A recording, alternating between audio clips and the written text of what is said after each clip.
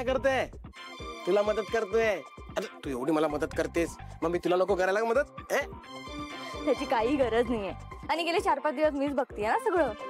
आणि आता तर मला सवयच करून घ्यावी लागणार आहे. मला पण म्हणजे असल्या कामाची सवय करून घ्यायला पाहिजे ना. पण काय नक्की विचार काय तुझा? विचार काय नाही, म्हणजे बायकानेच किचन मध्ये काम करायचं.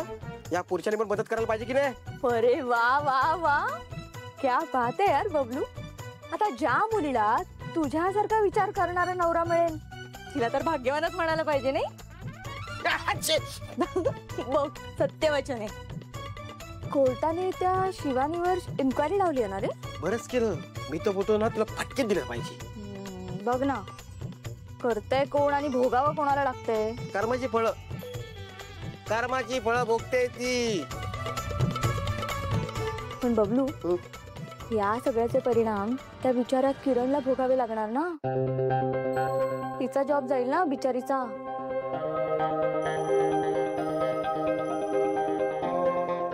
काय झालं बबलू, तू का थांबलास? तुझा जॉब नाही जाणार आहे. एक मिनिट, तर किरणचा जॉब जाणार म्हणून तुला वाईट वाटतंय का? हा नाही, हा तसंच काहीतरी.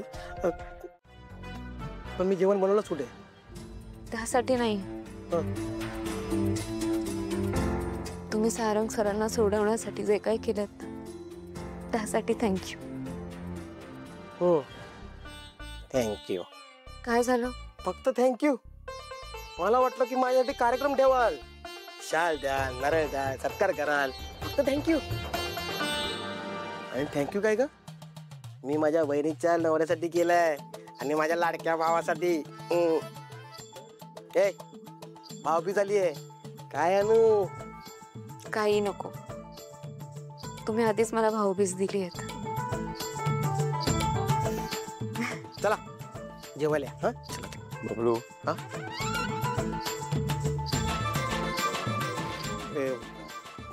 मला माहिती आहे मी चुकीच्या वेळेला. मारू नकोस, परत नाही येणार. वहिनी. अरे नाही मारत, मिठी मारतोय. एक मिनिट वहिनी, डोळे बंद कर ना.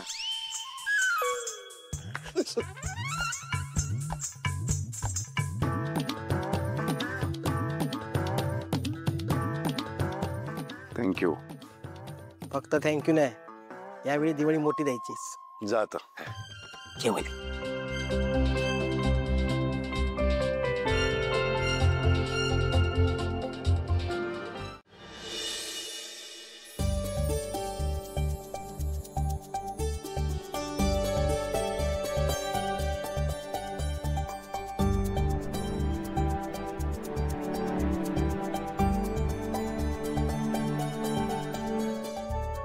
देव एवढ्या लवकर पाण्यातून बाहेर निघतील असं वाटलं नव्हतं मला. सगळ्यांनाच हे वाटत होतं की सारंग सरांची लवकरात लवकर सुटका व्हावी, म्हणून आपण सगळ्यांनी आपल्या परीने देवाकडे प्रार्थना केली होती. मग त्याला ऐकावं लागणारच होतं ना.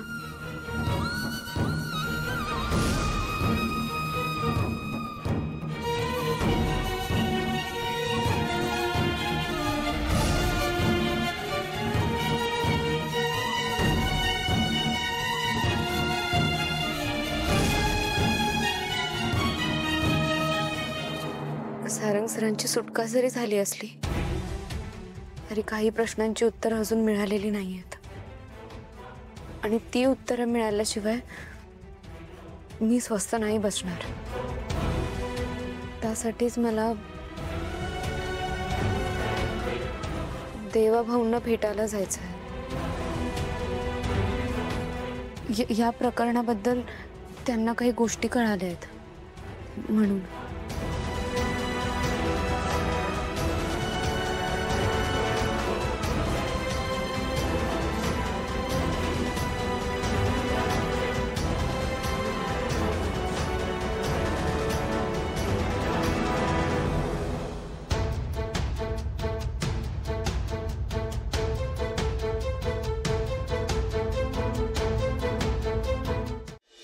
भाऊ.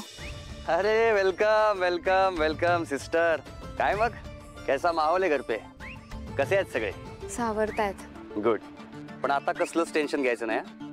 ही केस आता देवाच्या ताब्यात आहे. And you know when Deva is here he will take care.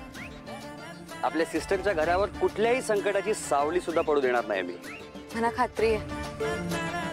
तुम्हाला सांगू देवा भाऊ, सारंग सर फक्त तुमच्यामुळे घरी आलेत. अरे बस क्या सिस्टर, अब रुलाएगी क्या?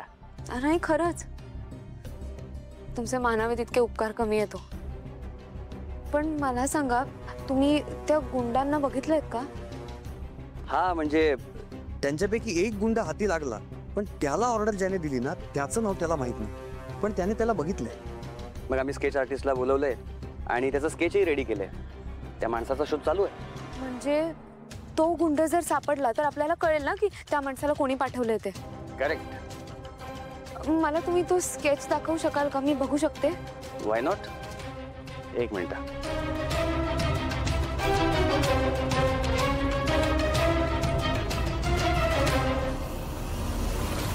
मी मी मी याला ओळखते. कुठे बघितलंस त्याला? तेच आठवत नाहीये. नाही नाही नीट आठव, आपल्याला खूप मदत होईल. तू कुठे कुठे जातेस त्या जागा आठव ना. घरी असतेस तू ऑफिसमध्ये जातेस, रिसेंटली कोर्टात होतीस, मार्केटमध्ये. प्लीज आठव. कुठे पाहिलंय, कुठे पाहिलंय? ड्रायव्हर.